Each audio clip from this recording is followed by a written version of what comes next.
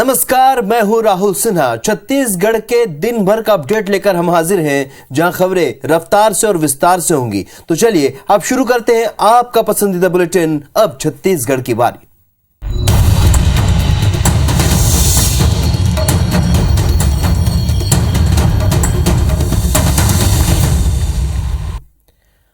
बलरामपुर के पोखरा प्राथमिक स्कूल के एक छात्र के साथ टीचर के टॉर्चर की तस्वीरें सामने आई हैं।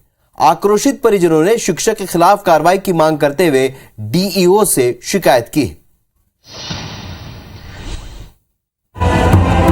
ये वो मासूम छात्र है जो टीचर की क्रूरता का शिकार हुआ है। बलरामपुर जिले की प्राथमिक शाला पोखरा में पढ़ने वाले चौथी के छात्र के साथ जुल्म ढाने का आरोप मिडिल स्कूल के हेडमास्टर पर लगा है। पीड़ित छात्र दीवार पर कुछ लिख रहा था, जो हेडमास्टर लक्ष्मी प्रसाद गोस्वामी को नागवार गुजरा और उसने छात्र के कान को पकड़कर खींचा, जिससे छात्र के कान से खून निकलने लगा, जिसके बाद परिजन आक्रोशित हैं। दूसरे लड़के द्वारा बताया गया कि आपका बच्चे का कान पकड़ के गोस्वामी सर खींच मैंने उठा दिए हैं। आरोपी टीचर की शिकायत जिला शिक्षा अधिकारी से भी की गई है। इसका जांच कर परीक्षण कर पूर्व विस्तृत प्रतिवेदन कार्यालय में प्रस्तुत करें, ताकि उस शिक्षक के ऊपर नियमानुसार विधिवत कार्रवाई किया जाए। छात्र के साथ एक टीचर का ये व्यवहार वाकई दर्दनाक है। साथ ही ये बात सोचने पर भी मजबूर करता है कि क्या हम अपने बच्चों को किसी टीचर के भरोसे छोड़ सकते हैं। कुरूद के शासकीय स्कूल में शिक्षक ने 10वीं की छात्रा से छेड़छाड़ की, जिसके खिलाफ ग्रामीणों ने स्कूल में ताला जड़ने की कोशिश की। कन्हारपुरी के शासकीय स्कूल में ग्रामीणों ने जमकर हंगामा किया। स्कूल में तालेबंदी की कोशिश की। छात्रा से छेड़छाड़ के आरोपी शिक्षक दुष्यंत ध्रुव की गिरफ्तारी नहीं होने पर ग्रामीणों में आक्रोश है। उसका गिरफ्तारी नहीं हो रहा है, इसी कारण से पुलिस आए थे। ये हम लोग बुलाए थे उसको कि कैसे नहीं कर रहे हो गिरफ्तारी उसको। इस घटना के कारण यहाँ पे ग्रामीण आक्रोशित हो गए हैं। स्कूल की सारी समस्याओं का समाधान कर दिया गया है। 6 सितंबर को कुरूद के ग्राम कन्हारपुरी के शासकीय स्कूल की शिक्षक ने 10वीं क्लास की छात्रा को स्टाफ रूम में बुलाया और उसके साथ छेड़छाड़ करने लगा। पूरे घटना की जानकारी पीड़ित छात्रा ने अपने परिवार को दी, जिसके बाद पुलिस में एफआईआर दर्ज करवाई गई। स्कूल के जो शिक्षक है उनके विरुद्ध अपराध दर्ज हुआ है, जिसके संबंध में पालकगण एवं जो है स्कूल प्रबंधक से जानकारी लेने थे, जिसके संबंध में जानकारी दी गई, उसमें तत्काल गिरफ्तार की जाएगी। घटना के बाद से आरोपी शिक्षक दुष्यंत ध्रुव फरार है। वही मौके पर पहुंचे टीआई आरोपी को जल्द गिरफ्तार करने की बात कह रहे हैं। बिलासपुर में एससीसीएल मुख्यालय के बाहर अप्रेंटिस छात्रों का प्रदर्शन दूसरे दिन भी जारी है। सुबह हंगामा बढ़ने पर पुलिस ने हल्का बल प्रयोग किया था। बिलासपुर में एससीसीएल मुख्यालय के बाहर धरना दे रहे ये अप्रेंटिस के छात्र हैं, जो गुरुवार से यहीं पर डटे हुए हैं। सुबह जब एससीसीएल के कर्मचारी दफ्तर पहुंचे तो प्रदर्शनकारियों ने उनका रास्ता रोक लिया, जिसके बाद एससीसीएल के कर्मचारी मुख्य मार्ग पर चक्का जाम कर दिया। पुलिस और जिला प्रशासन के हस्तक्षेप के बाद कोई भी निष्क्रिय नहीं निकल सका, तो हल्का बल प्रयोग किया गया। प्रदर्शनकारी एससीसीएल के सीएमडी से मिलने की मांग कर रहे हैं। आखिर कब तक हम आशा आश्वासन को देकर के सहेंगे, और जब तक हमारी मांग पूरी नहीं होगी तब तक हम यहाँ पर डटे रहेंगे। एससीसीएल प्रबंधन इसे छात्रों की हठधर्मिता बता रहा है। हमने स्थानीय प्रशासन को अप्रोच किया है और उनसे मदद मांगी है कि हमें जो एससीसीएल के सभी गेट हैं, आने जाने का मार्ग सुनिश्चित किया जाए। हम लोग चाह रहे हैं कि भाई एससीसीएल से इनके मध्य वार्ता हो जाए और इनकी समस्याओं का समाधान हो जाए। जिला प्रशासन और पुलिस की टीम दोनों पक्षों से वार्ता कर गतिरोध खत्म कराने में लगी हुई हैं। इसी खबर से जुड़ी बड़ी अपडेट के साथ हमारे सहयोगी जितेंद्र थवाई इस वक्त जुड़े हैं। एससीसीएल के सीएमडी से मिले आंदोलनकारी अप्रेंटिस छात्र और चर्चा के बाद एससीसीएल मुख्यालय की गेट से प्रदर्शनकारी हट गए हैं और जल्द खत्म हो सकती है ये हड़ताल। हमारे सहयोगी जितेंद्र थवाई इस वक्त इस खबर पर हमारे साथ जुड़े हैं। जितेंद्र, क्या अपडेट है आपके पास? जिस तरह से लगातार अप्रेंटिस के जो प्रशिक्षु छात्र हैं बीते 36 घंटे से आंदोलनरत थे, और उसपे 2 बड़े अपडेट सामने आए हैं। पहला ये कि आंदोलन जो है अभी फिलहाल खत्म होने की कगार पर है, क्योंकि जो मांग इनकी थी एससीसीएल के सीएमडी से मुलाकात हो और अपनी मांगों को वो उनके सामने रखें, तो यहाँ पर एससीसीएल प्रबंधन ने सीएमडी से अप्रेंटिस जो प्रदर्शनकारी छात्र हैं इनकी यहाँ पर मुलाकात कराई है, जिसके बाद अब यहाँ पर माना जा रहा है कि जो छात्र हैं उनका आंदोलन समाप्त होगा। गेट से अब जो लगातार जो मुख्यालय के गेट पर धरने पर बैठे हुए थे वो प्रदर्शनकारी छात्र जो है वो पीछे हट गए हैं, अपने टेंट में चले गए हैं। मतलब माना जा सकता है कि अब जो आंदोलन है वो समाप्त हो सकता है। लेकिन इसके साथ ही एक बड़ी खबर ये भी सामने आई है कि 2 अप्रेंटिस प्रशिक्षु जो इस पूरे आंदोलन को लीड कर रहे थे, उनके खिलाफ यहाँ पर सरकंडा थाने में पुलिस ने मामला भी दर्ज कर लिया है। एसीसीएल के ही जो कार्मिक महाप्रबंधक हैं, उनके तरफ से एक शिकायत दी गई थी कि आज जब कार्यरत कर्मचारी जब ड्यूटी करने के लिए पहुंचे थे, उस दौरान उनका रास्ता रोका गया, उनको अंदर जाने नहीं दिया गया। इसी को लेकर धारा 341 और जितेंद्र, इस जानकारी के लिए बहुत शुक्रिया आपका। बढ़ते आगे, दुर्ग जिले के अहिवारा नगर पालिका के कर्मचारियों ने सीएमओ के खिलाफ मोर्चा खोल दिया। ये कर्मचारी सीएमओ को हटाने की मांग कर रहे हैं। अहिवारा नगर पालिका के बाहर कर्मचारियों का धरना प्रदर्शन जारी है। सीएमओ राजेश तिवारी को हटाने और 2 साल से रुके हुए वेतन का भुगतान की मांग को लेकर कर्मचारियों ने मोर्चा खोल दिया है और 2 सूत्री मांग को लेकर सभी कर्मचारी धरने पर बैठे हुए हैं। कर्मचारियों का आरोप है कि सीएमओ उनके साथ दुर्व्यवहार के साथ ही अपशब्दों का इस्तेमाल करते हैं।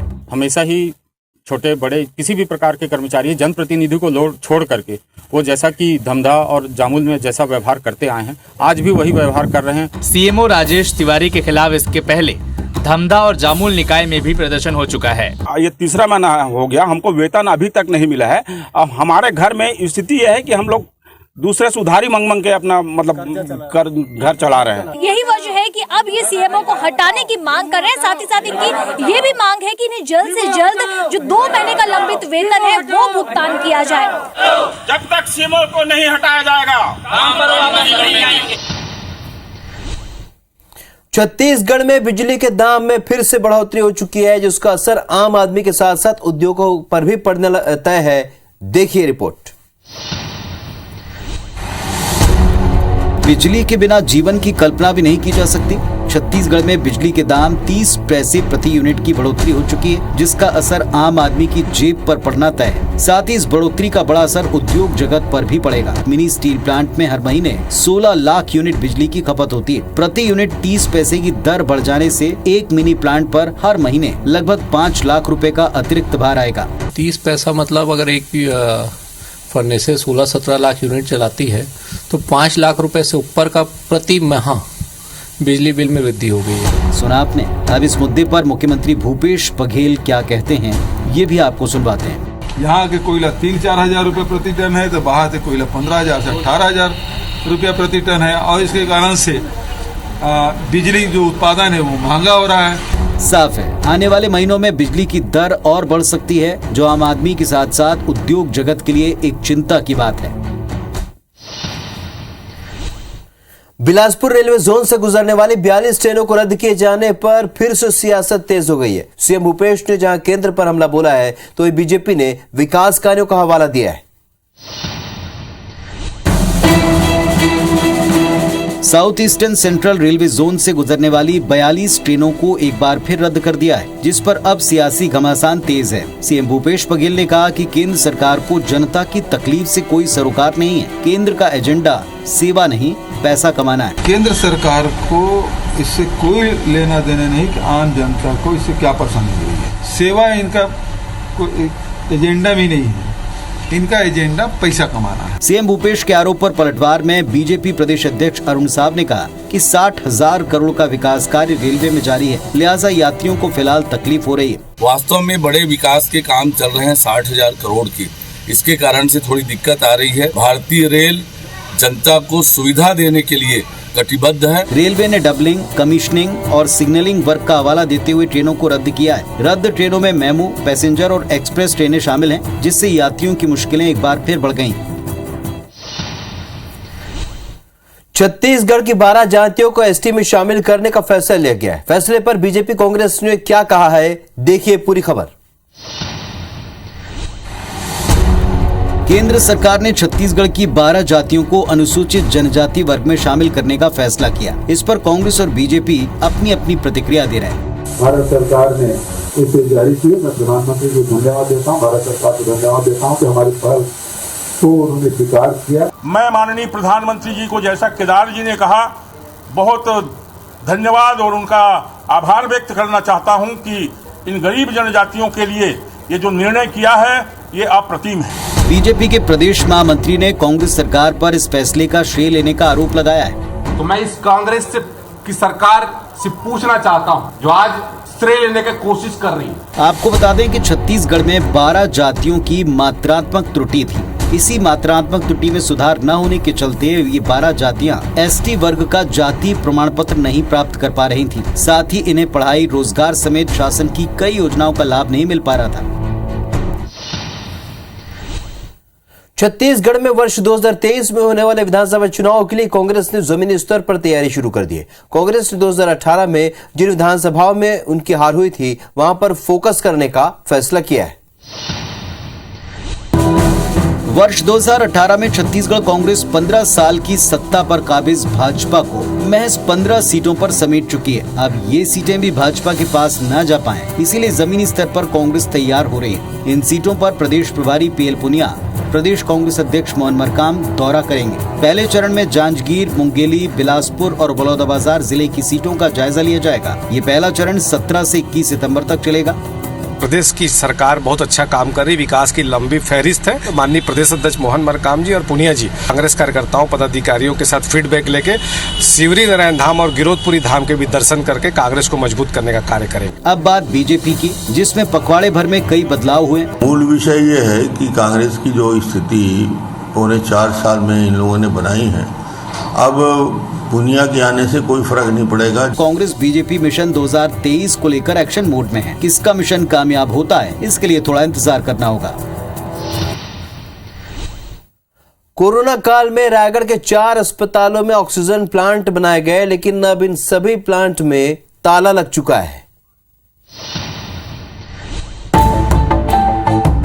रायगढ़ जिले के ये वो ऑक्सीजन प्लांट हैं जो कोरोना की दूसरी और सबसे भयावह संक्रमण वेव के दौरान लोगों की जान बचाने के लिए लगाए गए थे। 4 अस्पतालों में 1 करोड़ की लागत से इन प्लांट को तैयार किया।